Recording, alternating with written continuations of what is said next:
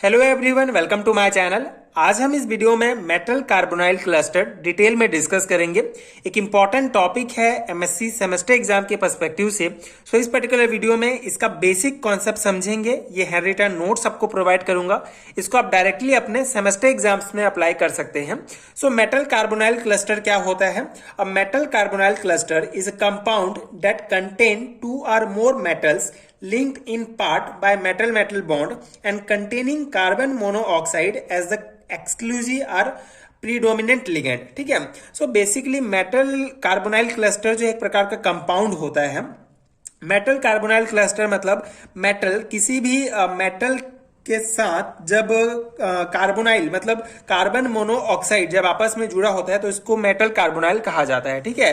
कोई भी किसी भी कंपाउंड में जो मेटल होता है वो डायरेक्ट कार्बन मोनोऑक्साइड के कार्बन के साथ जुड़ा होता है तो इसको जो है मेटल कार्बोनाइल कहा जाता है।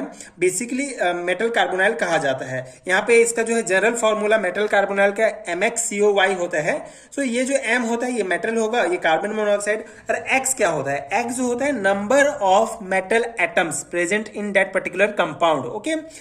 यहाँ पे क्या बोला है कि अगर एक या एक से ज्यादा मेटल, ठीक है, आपस में मेटल मेटल बॉन्ड के द्वारा जुड़े होते हैं, ठीक है, और कार्बन मोनोऑक्साइड भी कंटेन होगा तो उस पूरे कंपाउंड को जो है मेटल कार्बोनाइल क्लस्टर कहा जाता है। ठीक है। आई होप कि आपको समझ में आ गया होगा। बहुत सिंपल सा है।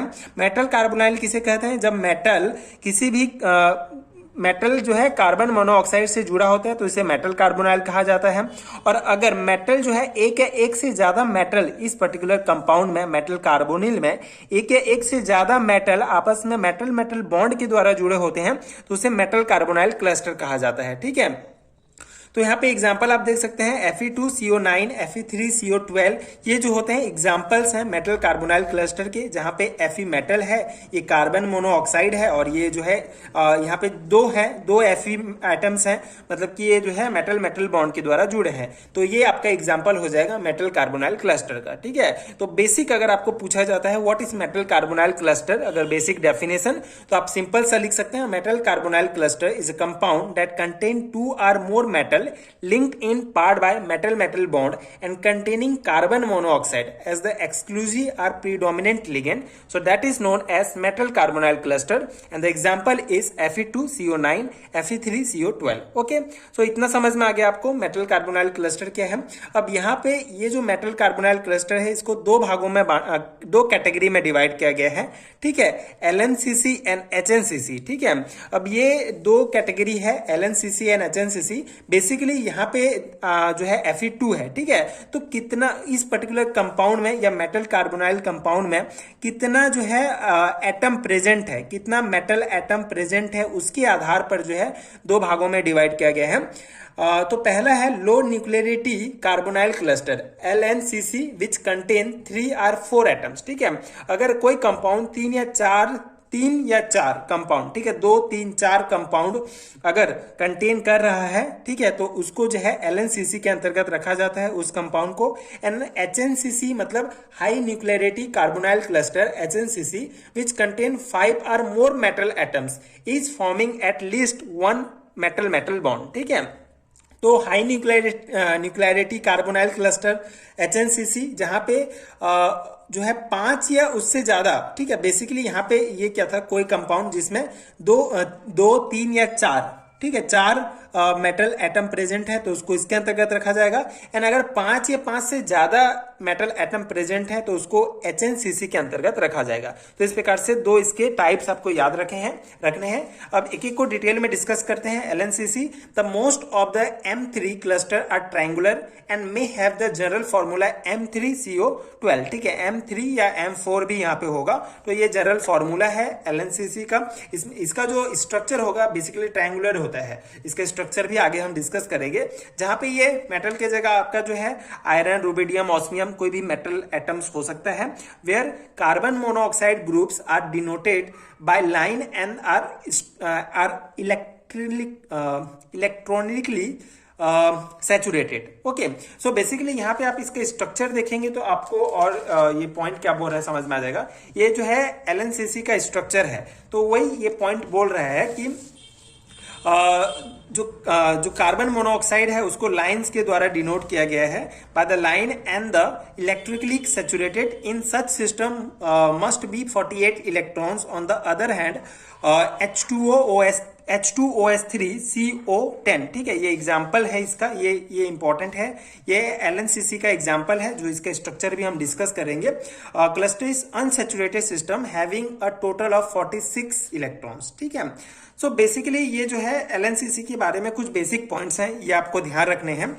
तो यहाँ पे इसका स्ट्रक्चर इंपॉर्टेंट है, इसका स्ट्रक्चर जो है ये देख सकते हैं। जनरली क्या कहा गया है कि LNCC में 3 मेटल एटम प्रेजेंट होंगे एंड जो कार्बन मोनोऑक्साइड है इस प्रकार से ये जुड़ा रहेगा।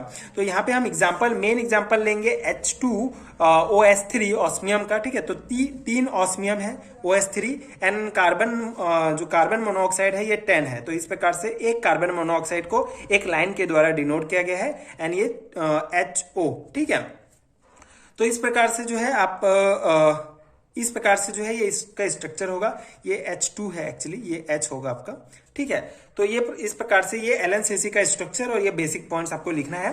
जो सेकंड टाइप है ये है HNCC। ठीक है, तो the first HNCC is basically HNCC मतलब आपको क्या है कि कोई भी कंपाउंड, कोई भी मेटल कार्बोनिल कंपाउंड, उसमें कितना जो मेटल एटम होंगे वो 5 या 5 से ज्यादा होंगे। ठीक है, तो यहाँ पे एग्जांपल है हमारा जो सबसे पहला जो HNCC था वो RH6CO16 था। इसको वॉज स्ट्रक्चरली स्टडी बाय कोरे, डेल एंड बेक इन 1963। ठीक है, तो ये इसके बेसिक पॉइंट्स हैं। सबसे पहला वाला जो HNCC था, ठीक है, वो ये था।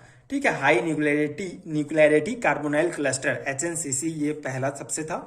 उसके बाद इसका सिंथेसिस सिंपल सा है। The HNCC are synthesized by the generation of reactive fragments which combine to form HNCC। ठीक है, तो ये इसका जनरल सा, अगर आपको सिंथेसिस स्पेसिफिक पूछा जाता है तो ये पॉइंट्स आप लिख सकते हैं। अदरवाइज आप जो है ये HNCC का बेसिक जो है पॉइंट्स एंड इसका स्ट्रक्चर का पैटर्न आप बता सकते हैं। ठीक है, तो ये सिंथेसिस में ये आप एक केमिकल रिएक्शन इसका लिखेंगे। ठीक है, उसके बाद इसका स्ट्रक्चरल पैटर्न किस प्रकार से होता है HNCC का, ये इसके लिए जो है आपको ये कुछ इंपॉर्टेंट दो टाइप की बेसिकली इसका स्ट्रक्चरल पैटर्न होता है, close polyhedra and close packed अरे। ठीक है, सो ये क्लोज्ड पॉलीहेड्रा टाइप के जो स्ट्रक्चर होगा HNCC का, उसमें in such a pattern octahedron is very common which is present in OS6CO18। ठीक है, OS6CO18 2 आयन RH6CO16।